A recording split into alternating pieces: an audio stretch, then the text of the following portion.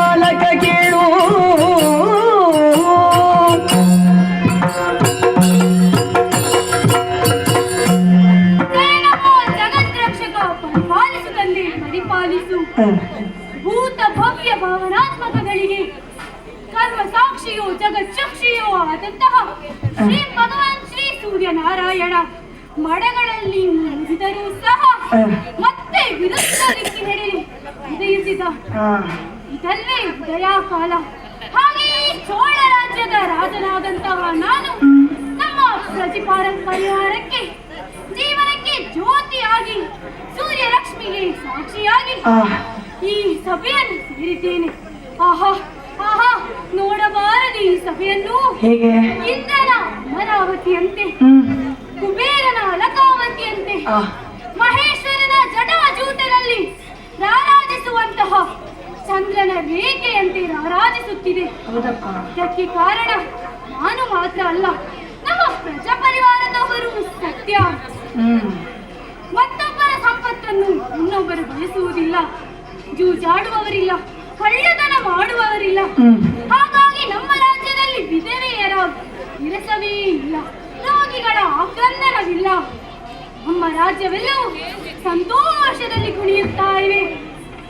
ಆದರೆ ನಮ್ಮ ರಾಜ್ಯದ ಆರ್ಥಿಕ ಸಮಸ್ಯೆಯನ್ನು ನಿವಾರಿಸುವುದಕ್ಕಾಗಿ ಪಶುಪಾಲನೆಯೇ ಧ್ಯೇಯ ಎಂಬುದನ್ನು ನಂಬಿದವರು ನಾವು. ಹಾಗಾಗಿ ಸಾವಿರ ಸಾವಿರ ದೇನುಗಳು ನಮ್ಮಲ್ಲಿವೆ. ಅದರಲ್ಲಿ ಮೊನ್ನೆ ತಾನೇ ಒಂದು ಸೇರಿದ ದೇನು ಕಪಿಲೆ ಎಂಬುದಾಗಿ ನನ್ನ ಆತ್ಮೀಯ ದೇನು. ಅದು ನನಗೂ ತುಂಬಾ ಬಹಳ ಪ್ರೀತಿಯ ದೇನು. ದಿವಸಲು ಕೊಡ ಕೊಡ ಹಾಲುಗಳನ್ನು ಕೊಡುತ್ತಿತ್ತು. ಮೊನ್ನೆಗಳಿಂದ ಹಾಲುಗಳನ್ನು ಕರೆಯಲು ಹೋದರೆ ಒದಿಯುತ್ತಾ ಇವೆಯಂತೆ. ಹಾಗಾಗಿ ಇದಕ್ಕೆ ಕಾರಣ ಏನು ಎಂಬುದಾಗಿ ತಿಳಿಯುವುದಕ್ಕಾಗಿ ಗೋಪಾಲಕನನ್ನು ಅತ್ತ ಕಡೆ ಕಳುಹಿಸಿದ್ದೇನೆ.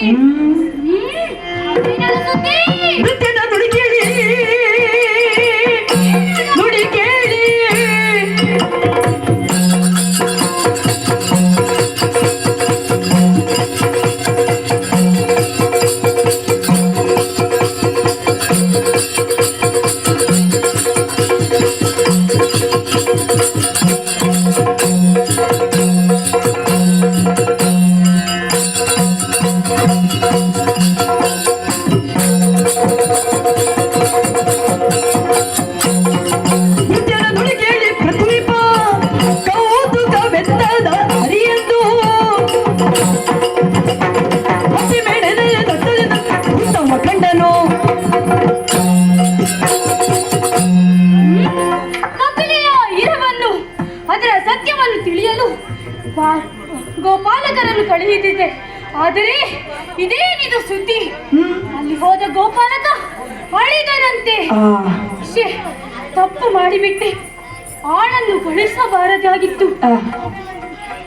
ಪ್ರಜೆಗಳನ್ನು ಪರಿಪಾಲಿಸುವುದು, ಹಾಗಾಗಿ ನಾನೇ ಹೋಗಬೇಕಾಗಿತ್ತು. ಇರಲಿ, ಇನ್ನು ಅಲ್ಲಿ ಏನಾಗಿದೆ ಎಂಬುದನ್ನು ತಿಳಿಯುವುದಕ್ಕಾಗಿ ನಾನೇ ತೆರಳುತ್ತೇನೆ.